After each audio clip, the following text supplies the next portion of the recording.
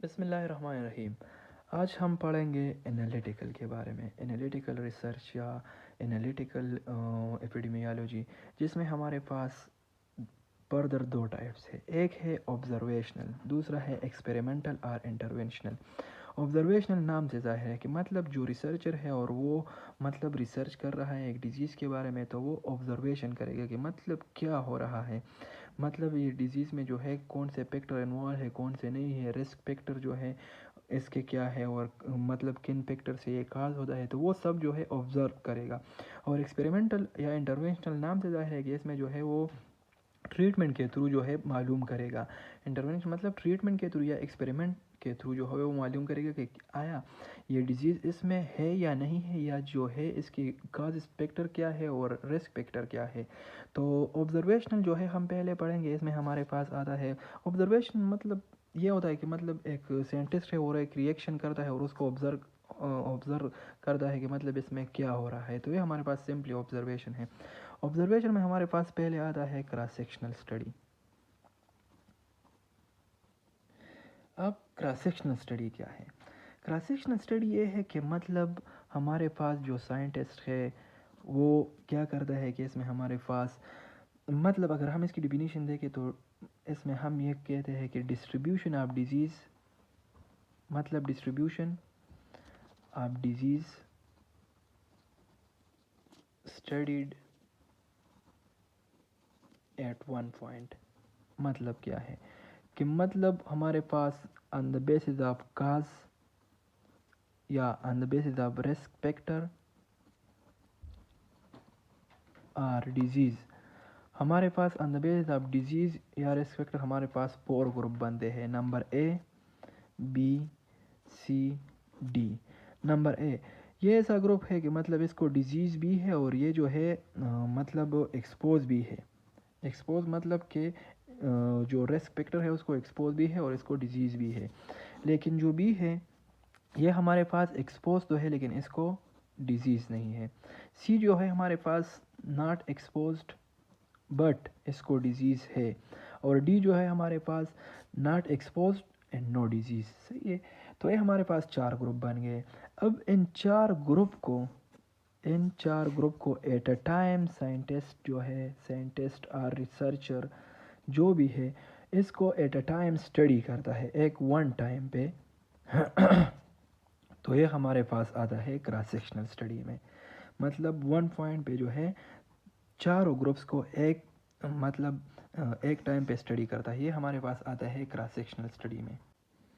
अब अब अगर हम क्रॉस सेक्शनल स्टडी की एग्जांपल ले लें, मतलब अगर एक रिसर्चर है या साइंटिस्ट है वो हमारे पास हर डिजीज़ पे जो है, मतलब हर डिजीज़ पे हमारे पास रिसर्च कर रहे हैं, तो इसकी स्टेप्स क्या होंगे कि मतलब किन स्टेप पे जो है वो अपनी स्टडी कंप्लीट करेगा। पहले पहले वो जो है क्या करेगा, define problem under study. Under study पहले क्या करेगा कि जो प्रॉब्लम है उसको डिफ़ाइन करेगा, मतलब हर डिजीज़ को डिफ़ाइन करेगा। सही है। दूसरा, define population. Population under study. सही है। दूसरा स्टेप उसका ये होगा कि मतलब पहले जो है जो प्रॉब्लम है उसको डिफ़ाइन करेगा कि मतलब हर डिजीज़ होता क्या है, उसके बारे में बताएगा। उसके बाद जो है जिन लोगों में होगा उनको डिफ़ाइन करेगा कि मतलब किस एज के पीपल है, मेल है, फीमेल है, और मतलब किस इलाके के है, तो ये सब जो है वो डिफ़ाइन करेगा। फिर उनसे एक सिंपल लेगा। सही है। पोस्ट स्टेप में क्या करेगा, एक सिंपल उसने ले लिया, तो ये हमारे पास जो है हेल्थ कंट्रोल सिस्टम में भी हमने पढ़ा था कि सिंपल ले लिया। उसके बाद जो है क्या करेगा, इससे डेटा कलेक्ट करेगा, फिर उस डेटा को एनालाइज करेगा, और उसके बाद जो है कंक्लूजन निकालेगा कि मतलब किस चीज़ की वजह से ये डिज़ीज़ आया है। पहले क्या करेगा कि पहले प्रॉब्लम को डिफाइन करेगा। उसके बाद जिन पॉपुलेशन में है उन पॉपुलेशन से एक सैंपल लेगा, उस सैंपल से डेटा कलेक्ट करेगा, ख्वाह वो क्वेश्चनियर के थ्रू हो, ख्वाह वो मतलब कलेक्शन डेटा में जो फिर आता है हमारे पास क्वांटिटेटिव आता है, क्वालिटेटिव आता है। क्वांटिटेटिव में वो जो है उसको मतलब सिर्फ ऑब्जर्व करेगा कि मतलब इसकी जो है मतलब ये डिजीज़ में जो है क्या करता है, और इसकी गेट के बारे में मतलब कैसे चलता है, ये सब जो है देखेगा। उसकी आते हुए जो है मतलब वो क्लिनिक में आता है तो वो किस तरह आता है, किस तरह बैठता है, ये क्वांटिटेटिव डेटा में आता है। क्वालिटेटिव डेटा में हमारे पास जो है क्वेश्चनेयर आता है, क्वेश्चनेयर या उससे जो है वाइवा जो है लेता है, सही है। तो ये हमारे पास क्वालिटेटिव डेटा, तो डेटा कलेक्शन उसने की फॉर एग्जांपल क्वेश्चनियर के थ्रू की, और उसमें हमारे पास क्लोज एंडेड क्वेश्चन है कि मतलब नो येस में जो है वो आंसर देगा। तो उसको एनालाइज किया उस डेटा को, और उसके बाद कंक्लूजन निकाला कि ये किस चीज़ की वजह से जो है हमारे पास ये डिजीज़ आया है। तो ये सब हमारे पास किस चीज़ में आते हैं, क्रॉस सेक्शनल स्टडी में। अब इसके बाद हम पढ़ेंगे इसके मतलब स्कोप के बारे में कि मतलब ये तो हमने पढ़ लिया, लेकिन इसका स्कोप क्या है, या मतलब हमारे लिए किस क्यों इम्पोर्टेंट है क्रॉस सेक्शनल स्टडी, सही है, या क्रॉस सेक्शनल सर्वे या क्रॉस सेक्शनल स्टडी। तो एक तो ये है कि मतलब अगर हम देखें तो ये इजी ट्रिक है, मतलब सबको एट अ टाइम एक टाइम पे रीड करना, मतलब अगर हम इसको एक टाइम पे रीड कर दे है, इसको दूसरी टाइम, तीसरी टाइम, चौथी टाइम, मतलब या इन दोनों को एक टाइम पे रीड कर दे इन दोनों को, तो हमारे पास मुश्किल होता है। लेकिन हम चारों को एक टाइम पे जो है रीड करते हुए हमारे पास इजी हो गया, सही है। इसके अलावा इकोनॉमिकली भी ये हमारे पास जो है मतलब बहुत लो कॉस्ट पे जो है हमारे पास होता है। तीसरा अगर हम देखें तो ये हमारे पास जो है हाइपोथेसिस डेवलप करने के लिए बहुत ज़्यादा इम्पोर्टेंट है, सही है। तो ये जो है इसकी स्कोप हो गया, लेकिन इसके कुछ लिमिटेशंस भी है। लिमिटेशन ये है कि पहले तो यह है कि इसमें हमारे पास टाइम सीक्वेंस नहीं होता, नो टाइम सीक्वेंस, सही है। कि मतलब किस टाइम, मतलब ये एक्सपोज है नंबर ए और इसको डिजीज़ है, और इसको हमने बी के साथ एक टाइम पे हमने पढ़ लिया बी के साथ जो कि एक्सपोज है लेकिन डिजीज़ इसमें नहीं है। तो ये दोनों जो है हमारे पास टाइम सीक्वेंसेस का हमें पता नहीं चलता कि मतलब किस टाइम कौन सी डिजीज़ जो है आई है, या किस टाइम किसको डिजीज़ हुई है किसको नहीं हुई है। दूसरा जो है हमारे पास नेचुरल हिस्ट्री ऑफ डिजीज़ के बारे में हमें बिल्कुल नहीं बताता, कि मतलब नेचुरल हिस्ट्री ऑफ डिजीज़ इसके बारे में हमें नहीं बताता, कि मतलब नेचुरल हिस्ट्री ये है कि ये किस चीज़ की वजह से आया है, किस चीज़ जो है वो रिस्पॉन्सिबल है इस डिजीज़ को कास करने के लिए। तो हमारे पास बिल्कुल नहीं पता, क्योंकि हम चारों को एक साथ पढ़ रहे हैं, एक टाइम पे पढ़ते हैं, तो ये इसमें हमें पता नहीं चलता, सही है। तो ये हमारे पास ये दो लिमिटेशन हो गए और ये तीन स्कोप हो गए। बहुत ही ईजी है क्रॉस सेक्शनल सर्वे। एक टाइम पे हम जो है सारों को, चार ग्रुप को जो है एक टाइम पे पढ़ते हैं, और ये इसको जो है स्टेप्स है, और ये इसकी स्कोप है, और इसकी लिमिटेशन। तो ये हमारे पास हो गया क्रॉस सेक्शनल स्टडी। अभी हम पढ़ेंगे कोहॉर्ट स्टडी के बारे में। कोहॉर्ट हमारे पास सिंपली एक ग्रो को कहते हैं, कि मतलब हमारे पास अगर हम देख ले आर्मी है तो उसके हमारे पास 500 to 600 पीपल है, और वो आ रहा है तो हम उसको कोहॉर्ट कह सकते हैं। तो हमारे पास एक कोहॉर्ट है, एक ग्रो है। तो कोहॉर्ट स्टडी में हमारे पास क्या होता है कि हम सेम कैरेक्टरिस्टिक पॉपुलेशन होते हैं, मतलब जिसकी एज सेम हो, वो सेम मतलब मेल हो, एज सेम हो, सेम एरिया के हो, सेम कैरेक्टरिस्टिक पॉपुलेशन हो, और हम एक टाइम पे जो है उसको स्टडी करते हैं। तो हमारे पास हो गया कोहॉर्ट स्टडी। कोहॉर्ट स्टडी में हमारे पास क्या होता है कि इसमें जो पॉपुलेशन होती है तो वो हमारे पास फ्री ऑफ डिजीज़ होते हैं, कि मतलब उनको कोई डिजीज़ जो है नहीं होगा। दो ग्रुप हम ले रहे हैं, दो ग्रो कोहॉर्ट स्टडी में। उन दो ग्रो में हमारे पास जो है एक को हम एक्सपोज करते हैं और दूसरे को नॉन एक्सपोज करते हैं। अगर हम देख ले तो कोहॉर्ट स्टडी हमारे पास जो है इसको हम लॉन्गिट्यूडनल सर्वे या लॉन्गिट्यूडनल स्टडी भी कह सकते हैं। और ये हमारे पास क्रॉस सेक्शनल स्टडी के बिल्कुल अपोजिट है, क्योंकि इसमें हम जो है हर टाइम पे जो है उसमें एक टाइम पे हम जो है स्टडी मतलब जज करते हैं, और उससे हम पता लगाते हैं कौन सी डिजीज़ है। और इसमें हर टाइम जो है over a period of time जो है हम इसको मतलब देखते हैं कि कहाँ पे जो है डिजीज़ कॉज हुआ है, कहाँ पे नहीं हुआ है।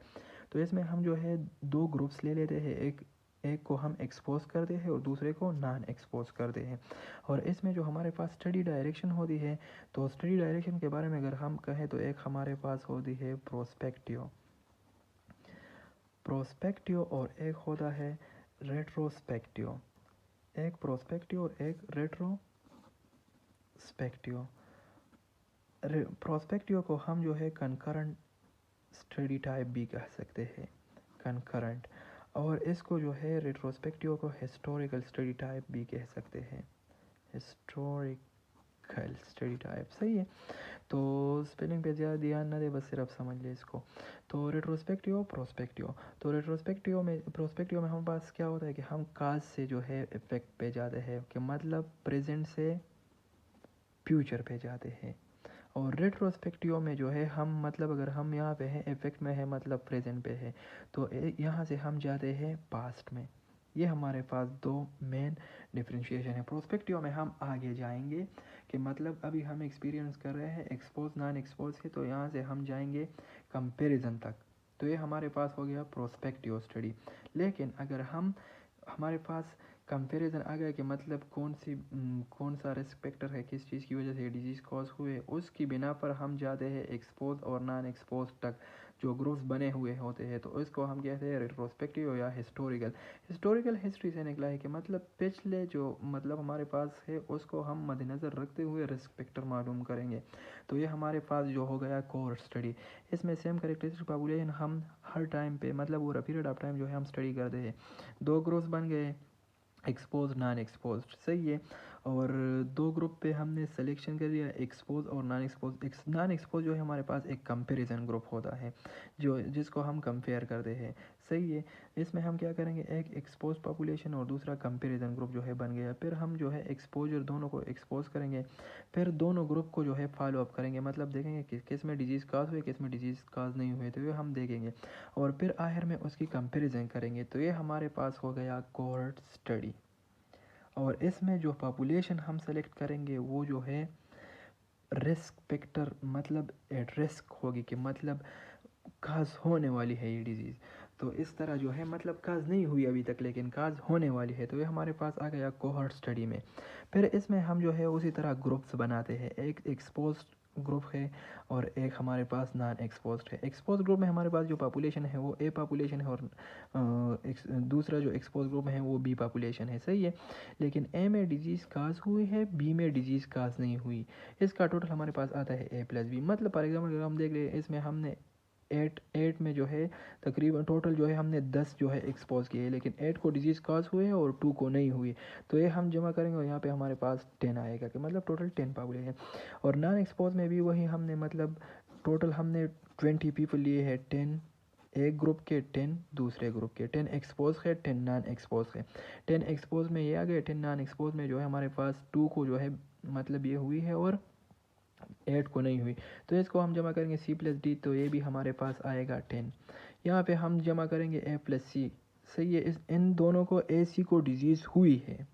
एक्सपोज में हमारे पास आ गए ए बी, इनको ये एक्सपोज है लेकिन ए को डिजीज़ हुई है, बी को डिजीज़ नहीं हुई। नॉन एक्सपोज में हमारे पास नॉन एक्सपोज है लेकिन सी को डिजीज़ हुई है और डी को नहीं। तो इसी बिना पर हम इसका रेशो निकालेंगे, और रेशो से हमें पता चलता है कि किस तरह जो है एक बीमारी जो है फैलती है और कौन से रिस्क फैक्टर है। तो रेशो निकालने के लिए हम पहले जो है इंसिडेंस बाय रिस्क करते हैं, कि मतलब इंसिडेंस किन को हुआ है, ए को। ए में डिजीज़ काज हुई है ना, तो इंसिडेंस जो है हमारे पास किस चीज़ में आया है, ए यहाँ पे मतलब ए हम लेंगे। और रिस्क ये हम एक्सपोज की बात कर रहे हैं, एक्सपोज और नॉन एक्सपोज की फिर हम रिलेटिव रेशो मालूम करेंगे, उसको हम पे कहते हैं रिलेटिव रिस्क। ये हमारे पास स्कोप है। स्कोप मतलब कि हमारे पास एक इम्पोर्टेंस है कोहॉर्ट स्टडी के। कोहॉर्ट स्टडी से हम रिलेटिव रिस्क मालूम कर सकते हैं। मेन पॉइंट ये है कि कोहॉर्ट स्टडी से हम रिलेटिव रिस्क मालूम करते हैं, लेकिन रिलेटिव रिस्क हमारे पास आता कहाँ से, तो हम 4 ग्रुप हमने बनाए, उन उसकी बिना पर हमने इंसिडेंट बाय रिस्क मालूम किया, कि मतलब जो एक्सपोज है उसमें हमारे पास इंसिडेंस बाय रिस्क क्या है। तो इसमें हमारे पास इंसिडेंस जो है ए में हुई है डिजीज़, और रिस्क में कौन कौन से थे रिस्क फैक्टर, एक्सपोज कौन कौन से थे, ए प्लस बी हमने लिख दिया। अभी नॉन एक्सपोज में हमारे पास इंसिडेंट किस में आया है, सी में, यहाँ पे हमने लिखा सी।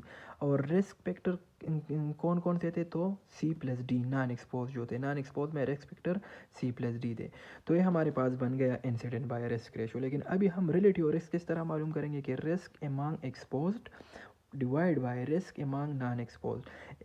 रिस्क एमंग एक्सपोज्ड कौन सा आया था, A divide by A plus B, ये हमने लिखी, और divide by C plus D, C divide by C plus D, मतलब नॉन एक्सपोज में हमारे पास ये रिस्क था, तो सी प्लस डी। मतलब ये तो हमने सिर्फ एक मतलब एक रिप्रेजेंटेशन की। यहाँ पे हम जो है वैल्यूज़ पुट करेंगे, न्यूमेरिकल वैल्यू, हाँ वो 1 to 10 जो है कितने वैल्यूज़ भी होंगे, 9 हो 10 हो, जो वैल्यू हो हम यहाँ पे मतलब जो फार्मूले हमने सेलेक्ट किया है उसी बिना पर जो है हम रिलेटिव रिस्क यहाँ से मालूम करेंगे इस फार्मूले से, और फिर रिलेटिव रिस्क को देखेंगे। अगर रिलेटिव रिस्क की वैल्यू हमारे पास ग्रेटर देन 1 होगी तो उसमें एसोसिएशन पॉजिटिव है। मतलब जिस एनवायरमेंटल पोल्यूशन के लिए हमने लंग्स की कोई बीमारी हो और मतलब कि हमारे पास टीबी हो और वो एनवायरमेंटल पोल्यूशन की वजह से काज होती है और वहाँ पे जो है हमने एनवायरमेंटल पोल्यूशन इसको प्रोवाइड की, मतलब एक्सपोज किया उस रिस्पेक्टर को, वही उसको बीमारी काज हुई, तो ये हमारे पास आ गया एसोसिएशन इस पॉजिटिव, कि मतलब इसको जो लंग्स की बीमारी आई है या डिजीज़ आई है वो हमारे पास कंफर्म जो है वो एनवायरमेंटल पोल्यूशन से आए हैं, क्योंकि रिस्क फैक्टर हमारे पास वो था और रिलेटिव रिस्क की वैल्यू हमारे पास ग्रेटर देन 1 आ गई, तो इसमें हमारे पास एसोसिएशन पॉजिटिव हो गया। लेकिन अगर रिलेटिव रिस्क की वैल्यू यहाँ से हमने मालूम किया और वो लेस देन 1 आ गई, तो इसका मतलब यह है कि हमने जिस रिस्क फैक्टर को ये दोनों ग्रुप एक्सपोज किए हैं तो उस रिस्क फैक्टर का इस पर कोई असर नहीं है, मतलब ये किसी और मतलब बैक्टीरिया की वजह से जो है ये बीमारी आई है, तो ये जो है हम बिल्कुल एक्सक्लूड करेंगे, कोर्स यहाँ पे हमारे पास ख़त्म हो जाएगी। और दूसरा हमारे पास आ गया आर, मतलब relative risk is equal to 1, मतलब वैल्यू 1 आ गई है इसकी, सही है, तो इसमें हमारे पास कोई एसोसिएशन नहीं होगी, ठीक है, कि मतलब ये बिल्कुल इसकी वजह से बिल्कुल नहीं आई है, सही है। और यहाँ पे एसोसिएशन नेगेटिव कि मतलब ये बैक्टीरिया की वजह से काज हुई है, एनवायरमेंटल पोल्यूशन की वजह से बिल्कुल काज नहीं हुई। तो ये सब हमारे पास है कोहर्ट स्टडी।